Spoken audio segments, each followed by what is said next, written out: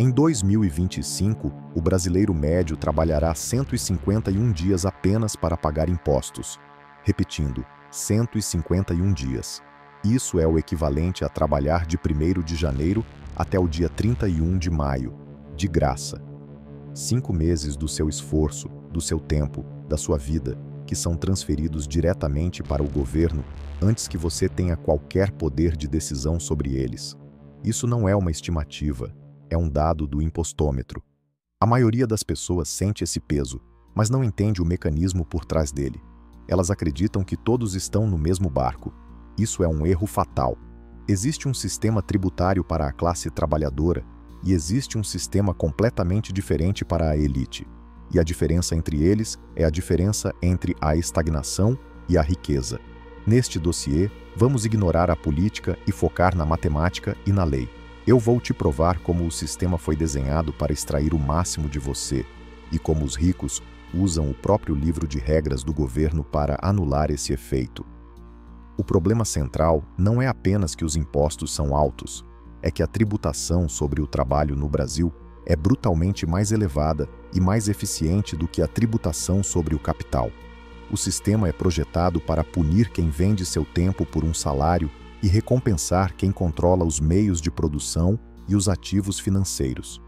Você foi ensinado a buscar um bom emprego. O que não te ensinaram é que, ao fazer isso, você se voluntariou para a categoria tributária mais penalizada de todas. Você entrou em um jogo onde o seu oponente, o Estado, já começa com metade das suas fichas. Hoje, vamos quebrar essa ilusão. Primeiro, vamos dissecar o mecanismo que prova como o governo rouba 5 meses do seu ano. Depois, vamos revelar a máscara de CNPJ que os ricos usam. Em seguida, o segredo mais bem guardado, o truque de R$1 milhão, que é 100% legal. E por fim, o seu manual prático para hackear o sistema. O confisco do seu tempo acontece através de uma arma de eficiência implacável, o imposto de renda retido na fonte, o IRRF. A palavra-chave aqui é retido.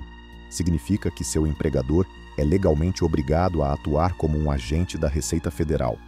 Ele calcula o imposto devido e o entrega ao governo antes que o seu salário seja depositado. Para quem ganha acima do teto, a alíquota chega a 27,5%, quase 1/3 do seu aumento de renda, do seu bônus por performance, da sua promoção. É confiscado antes de você celebrar. Some a isso a contribuição para o INSS, que também é descontada na fonte, e a primeira mordida do leão já levou uma fatia gigantesca do seu esforço. Mas a genialidade do sistema não para aí. O dinheiro que finalmente cai na sua conta, o seu salário líquido, entrará em uma segunda rodada de tributação. É a tributação sobre o consumo. Ao comprar comida, você paga ICMS e PIS/COFINS. Ao abastecer o carro, mais de 40% do preço são impostos.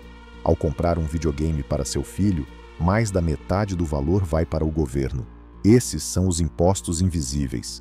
Eles estão embutidos nos preços e garantem que o mesmo dinheiro seja tributado múltiplas vezes. O seu holerite, portanto, é o epicentro de uma armadilha perfeita. Ele representa um sistema de pagamento compulsório e automático, onde você, como pessoa física, não tem nenhuma ferramenta legal para se defender ou otimizar. Você é um alvo fixo, e o seu CPF é o registro que te mantém nessa mira. Se o CPF é a sua identificação na cela tributária, o CNPJ é a chave mestra que abre a porta para o outro sistema.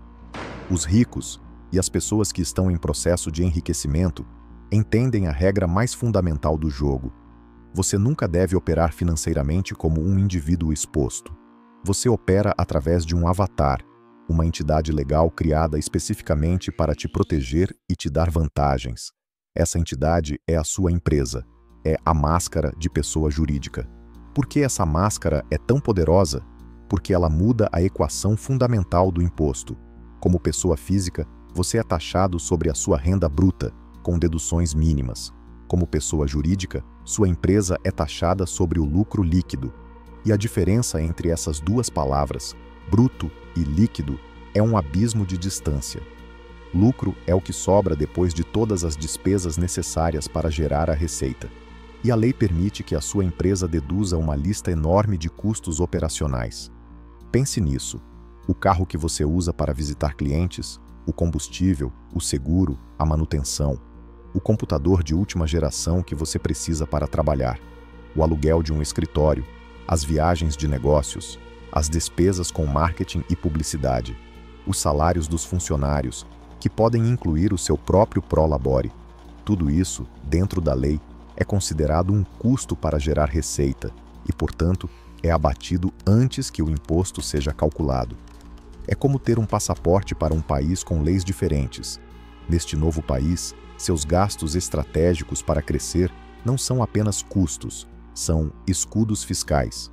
O governo, na prática, é forçado a te incentivar a reinvestir no seu próprio negócio, porque ele só pode taxar o que sobra no final. Para a pessoa física, o Estado diz: me dê a minha parte primeiro e se vire com o resto. Para a pessoa jurídica, ele diz: se vire, pague tudo o que você precisa para operar e crescer. Eu fico com uma parte do que sobrar. Essa é a mudança de mentalidade que eles não querem que você tenha. Você para de pensar: quanto eu ganhei? E começa a pensar: qual foi o meu lucro? Você deixa de ser um pagador de impostos passivo e se torna um administrador de despesas e investimentos ativo. Os ricos não trabalham para ganhar salários. Eles constroem ou compram máquinas, empresas, que geram lucro. O CNPJ não é apenas um número de registro, é a licença para construir e operar essas máquinas dentro das regras mais favoráveis do jogo. Se o CNPJ é a máscara que te protege, agora vou te mostrar a passagem secreta para a qual ela foi feita. A passagem que leva ao truque de R$1 milhão. E repito, para que fique absolutamente claro, isso não é uma brecha obscura ou um esquema. É a regra principal do jogo deles, escrita na legislação, em plena luz do dia. O dono de uma empresa tem basicamente duas formas legais de ser remunerado pelo seu negócio: através do prolabore e através da distribuição de lucros.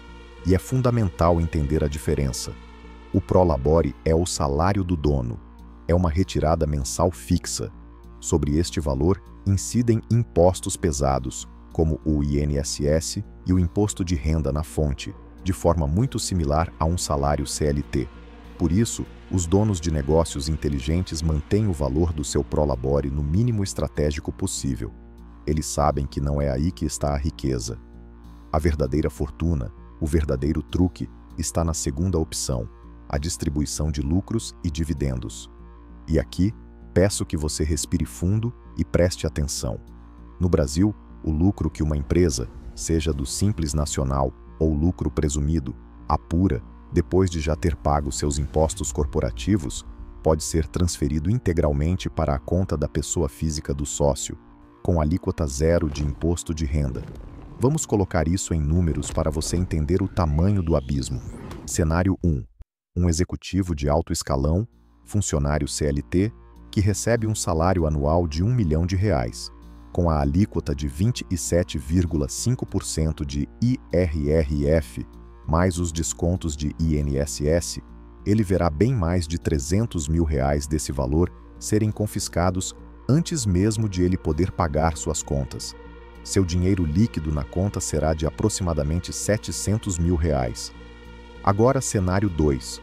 O dono de uma pequena empresa de serviços que, após pagar todas as despesas e os impostos da empresa, o IRPJ, CSLL, etc., gerou um lucro líquido de R$1 milhão. Ele pode transferir esse R$1 milhão para sua conta pessoal, como lucros distribuídos. Sabe quanto ele paga de imposto de renda sobre essa transferência? Zero. Nada.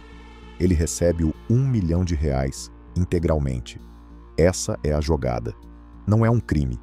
É um incentivo legal, criado para encorajar o empreendedorismo e o reinvestimento.